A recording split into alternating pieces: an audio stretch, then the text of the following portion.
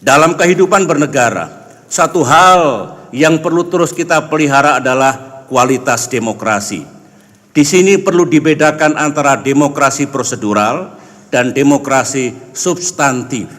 Sekalipun berbeda, namun keduanya sama pentingnya. Memang demokrasi prosedural dalam arti pembentukan partai politik, pelaksanaan pemilu dan pembentukan pemerintah dan parlemen tidak otomatis menjamin demokrasi yang berkualitas.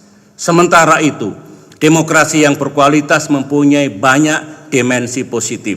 Misalnya, tampilnya wakil-wakil rakyat yang bersih dan memiliki solusi terhadap masalah bangsa. Pemilihan umum yang menampilkan perdebatan yang bermutu dan persaingan yang sehat. Peran pers yang independen, kritis, dan berintegritas.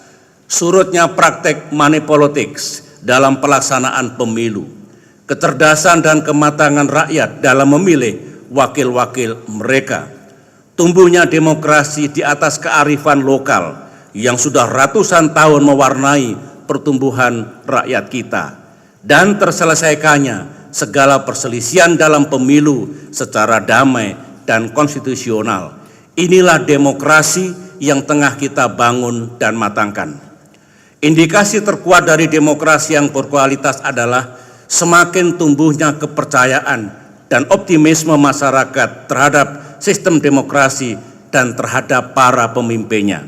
Semuanya ini, jika bisa kita capai, akan menjadikan demokrasi Indonesia lebih dari sekedar proses penghitungan suara atau transaksi politik, melainkan suatu kekuatan sejarah real yang akan membuat bangsa Indonesia menjadi kuat, jaya, dan makmur. Saudara-saudara, demokrasi yang kita bangun akan sia-sia tanpa adanya keadilan yang benar-benar dirasakan masyarakat. Dari era kolonialisme, era kemerdekaan, era pembangunan, sampai era reformasi, perjuangan rakyat Indonesia adalah perjuangan untuk mendapatkan keadilan. Hal ini secara abadi telah tercantum dalam sila kelima dasar negara kita, Pancasila. Kita harus yakin dan percaya bahwa negara hadir untuk memberikan keadilan. Apakah keadilan ekonomi, keadilan sosial, keadilan politik, maupun keadilan hukum. Keadilan untuk semua, justice for all, merupakan komitmen moral sekaligus sebagai agenda kerja pemerintahan yang saya pimpin sejak tahun 2009 hingga 2014 ini. Keadilan akan makin tegak dan kuat apabila supremasi hukum ditegakkan secara konsisten. Karena itulah kalau di masa lalu politik pernah menjadi panglima dan kemudian ekonomi menjadi panglima, maka dalam era reformasi hukumlah yang kita jadikan panglima. Ini berarti tidak ada satupun warga negara Indonesia yang berada di luar jangkauan hukum atau di atas hukum. Ini juga berarti tidak ada satupun kelompok masyarakat kita yang berhak main hakim sendiri atau memaksakan pendapatnya pada pihak lain. Penegakan hukum adalah kunci dari upaya pemberantasan korupsi yang menjadi musuh reformasi dan juga merugikan kepentingan rakyat. Kini korupsi telah kita perlakukan sebagai kejahatan luar biasa yang penanganannya harus dilakukan dengan cara-cara yang luar biasa pula. Berulang kali saya tegaskan, tidak ada yang kebal hukum di negeri ini dan tidak ada tebang pilih kepada mereka yang melakukan tindak pidana korupsi. Karena itulah sebagai presiden pada periode 2004 hingga 2012 saya telah menandatangani 176 izin pemeriksaan bagi kepala daerah dan pejabat yang diduga melakukan kasus korupsi dan tindak pidana lainnya tanpa sedikit pun melihat apa jabatannya, apa partai politiknya, dan siapa koneksinya. Selain itu, pada periode 2004-2014 terdapat 277 pejabat negara, baik pusat maupun daerah, baik eksekutif, legislatif maupun yudikatif yang ditangani KPK terkait dengan tindak pidana korupsi. tidak termasuk perkara yang ditangani oleh Kepolisian Republik Indonesia dan Kejaksaan. Di satu sisi, saudara-saudara, hal ini mencerminkan gejala buruk bahwa korupsi tetap menjadi tantangan utama dalam kehidupan bernegara kita. Namun, di sisi lain, hal ini membuktikan bahwa hukum kita mampu menjerat siapapun yang melakukan pelanggaran tanpa pandang bulu. Inilah yang membuat saya optimis bahwa upaya pemberantasan korupsi jika terus dilaksanakan secara konsisten akan dapat melahirkan pemerintahan yang jauh lebih bersih di masa depan.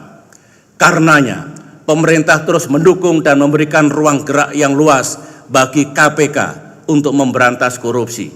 Saya juga memberikan apresiasi kepada KPK, kepolisian, kejaksaan, dan lembaga peradilan yang telah bekerja bersama-sama melakukan penegakan hukum. Walaupun diakui bahwa hal ini tidak selalu mudah dilaksanakan di lapangan. Pemerintah juga giat melakukan pemberantasan mafia peradilan. Tahun 2009 sampai 2011, misalnya, saya telah membentuk Satgas Pemberantasan Mafia Hukum. Tugas Satgas ini adalah mencegah agar jangan sampai hukum diperjualbelikan layaknya suatu komoditas untuk memperkaya oknum-oknum penegak hukum dan pemerintah, dan untuk pula melindungi pelaku kejahatan. Kita juga telah melahirkan Undang-Undang Nomor 16 Tahun 2011 yang bertujuan memberi bantuan hukum bagi masyarakat yang tidak mampu menyewa pengacara untuk menghadapi pengadilan. Saya masih mendengar adanya sejumlah keluhan mengenai pelaksanaan undang-undang ini, dan karenanya saya mengusulkan untuk menambah dana bantuan hukum ini secara signifikan, serta mempermudah proses penarikan dana bagi mereka yang membutuhkannya. Saya akui reformasi hukum memang merupakan tantangan yang paling berat. Dan saya berharap agenda reformasi hukum ini akan terus menjadi prioritas utama dalam kehidupan bernegara kita di masa mendatang.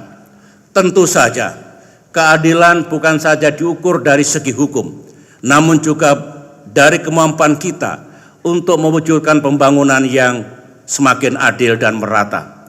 Untuk itulah, dalam 5 tahun terakhir ini, kita terus mendorong pemerataan pembangunan keluar Pulau Jawa, sambil tetap menjaga momentum pertumbuhan ekonomi di Pulau Jawa dan Bali. Kita bangun wilayah-wilayah potensial di Sumatera, Kalimantan, Sulawesi, Kepulauan Maluku, Kepulauan Nusa Tenggara, dan tentu saja tanah Papua.